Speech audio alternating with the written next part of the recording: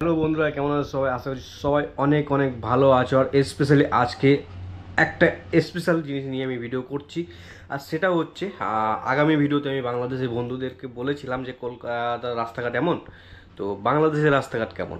ঠিক আছে, তো অনেকে অনেক রকম কমেন্টস করেছে, কেউ খারাপ কেউ ভালো। ঠিক আছে, যাই হোক, যে যার মন্তব্য করেছে। কিন্তু এখন বিষয় হচ্ছে আজকে আমি কম্পেয়ার করব কলকাতার বিরিয়ানি ভার্সেস ঢাকার বিরিয়ানি। ঠিক আছে, বাংলাদেশের ঢাকার বিরিয়ানি।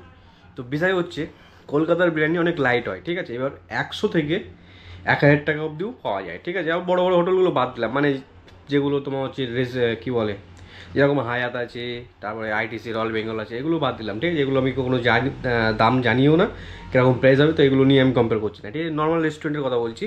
100 থেকে 1000 অবধি প্রাইস আছে, আর কলকাতার বিরিয়ানিগুলো লাইট হয়। ঠিক আছে, তো বাংলাদেশের বিরিয়ানি তো এখান থেকে পাওয়া সম্ভব নয়, কিন্তু আমি কলকাতার বিরিয়ানি দিয়ে উদাহরণ দিচ্ছি। ঠিক আছে, তো দাও বিরিয়ানির প্যাকেটটা হচ্ছে কলকাতার বিরিয়ানি। ঠিক আছে, এই যে প্যাকেট খুললাম। বিরিয়ানি রেস্টুরেন্টের নাম হচ্ছে হাজি বিরিয়ানি, সুপার স্টার হাজি বিরিয়ানি। ঠিক আছে, এটা একটা নর্মাল বিরিয়ানি, নর্মাল বলতে কমা দামি বিরিয়ানি। ঠিক আছে, তো এটা কলকাতার প্রাইস হচ্ছে 110 টাকা সামথিং। ঠিক আছে, কলকাতার মূল্য।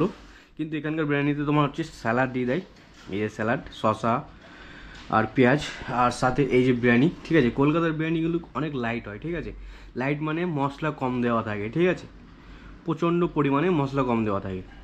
আর আমি শুনেছি বাংলাদেশের বিরিয়ানিতে প্রচুর পরিমাণে মশলা দেওয়া থাকে, মানে ঝাল, তারপরে তেল, এইসব বেশি। কলকাতার লোক অত পছন্দ করে না, তো সে কারণে লাইট খাওয়ার পাওয়া, মানে লাইট বিরিয়ানি হয়। ঠিক আছে, তো মাংস পিসটা দেখাচ্ছি।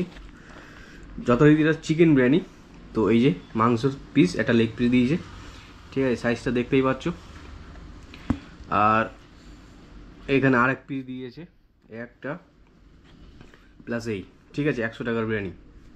তো চলো একটু খেয়ে ট্রাই করা যাক। সাথে কিন্তু আলু আছে। আর কলকাতার বিরিয়ানির স্পেশালিটি হচ্ছে এই আলু। এই আলু দিয়ে দিয়েছে এক পিস, আর এই মাংস আর এই স্যালাড। তো একজন মানুষের পেট ভরার জন্য যথেষ্ট আমার হিসাবে। তো চলো একটু খেয়ে বলি। তো গাইস চলো ফাইনালি বিরিয়ানিটা এবার ট্রাই করা যাক। ঠিক আছে, আর একটা কথা বলি, কলকাতার বিরিয়ানিতে এই যে বিরিয়ানি, এর মধ্যে কোনো মশলার পাবে না, মানে গোটা মশলা পাবে না। ঠিক আছে, সব মিক্স, মানে গুঁড়ো করা আর কি। তো এখানে তুমি লবঙ্গ, তারপরে গোলমরিচ, তারপরে তোমার আরও যেসব পাতা পাতা হয়। ঠিক আছে, তারপরে আরও কি আছে, তো এইগুলো কিছুই নেই এর মধ্যে, মানে মিক্স করা আছে। ঠিক আছে, কিন্তু এমনি পাবে না। ঠিক আছে, ট্রাই করছি। খুবই লাইট লেগ পিস, ঘরের মধ্যে বসে বিরিয়ানির ব্লগ করছি।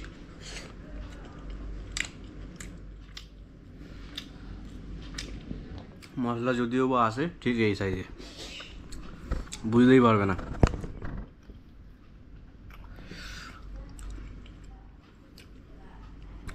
এই বিরিয়ানিটাকে খুব একটা ভালো বলবো না। ঠিক আছে, এর মধ্যে একটা ভাব ভাব গন্ধ আসছে। ভাব মানে পুড়ে যাওয়ার গন্ধ, তলার দিকে মনে হয় পুড়ে গেছিলো, যাই হোক কিছু একটা হবে। কিন্তু বিরিয়ানি এরকমই, কলকাতার বিরিয়ানিতে বেশি পাওয়া যায় না। এবার কিছু কিছু জায়গায় ভালো করে, কিন্তু মাংসর সাইজটা দেখতে পাচ্ছ, আর মাংসর কোয়ালিটিটা কিন্তু বেশ ভালো, হালাল মাংস। ঠিক আছে,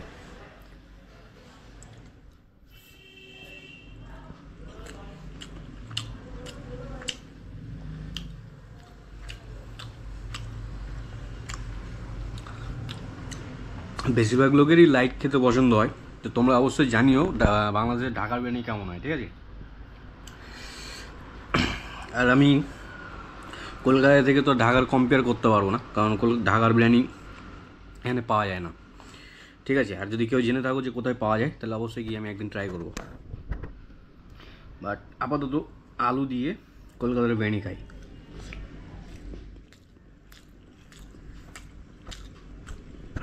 আমার কাছে ভালো লাগে। ঠিক আছে, বিরিয়ানি যেমনই হোক ফ্লেভার অ্যাড করে দিলে আমার ভালো লাগে। এই যে কেওড়া জল, গোলাপ পানি, এগুলো মিক্স করে দেবে, তাতেই আমি খুশি। বিরিয়ানিটা এইখুনি বানিয়েছে বুঝলে, যে কারণে অতটা খাস লাগছে না।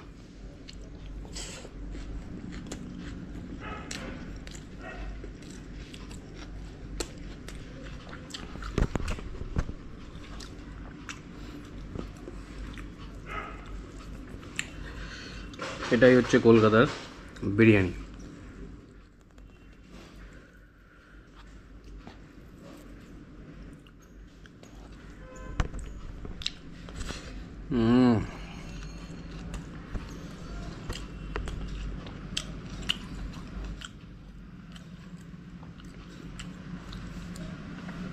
আচ্ছা, আমি একটা বলি, ওই মানে ইন্ডিয়ার মধ্যে, টোটাল ইন্ডিয়ার মধ্যে 2-3 রকমের বিরিয়ানি ফেমাস, ঠিক আছে?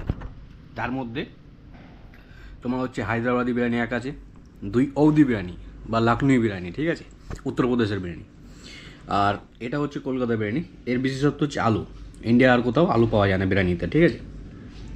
আবার হায়দ্রাবাদি বিরিয়ানি যদি খাও, প্রচুর পরিমাণে মশলা পাবে, তেল মশলা ভর্তি, ঠিক আছে? প্রচুর পরিমাণে তেল আর মশলা দেওয়া থাকে, তো এই হচ্ছে বিষয়। আর কলকাতার বিরিয়ানিটা প্রচণ্ড লাইট, ঠিক আছে?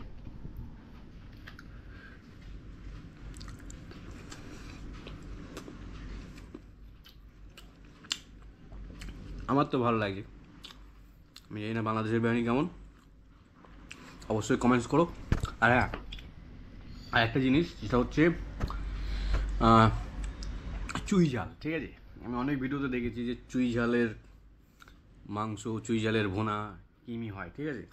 চুই ঝাল আমি এখন অবধি ওয়েস্ট বেঙ্গলে কোনো খুঁজে পাইনি। আমি অনেক দোকান ট্রাই করেছি যে চুই ঝাল দিয়ে মাকে বলবো একদিন তরকারি করতে, যে তার স্বাদ কেমন হয়, ঠিক আছে? তা আজ অবধি আমি কোনো দোকানে পাইনি।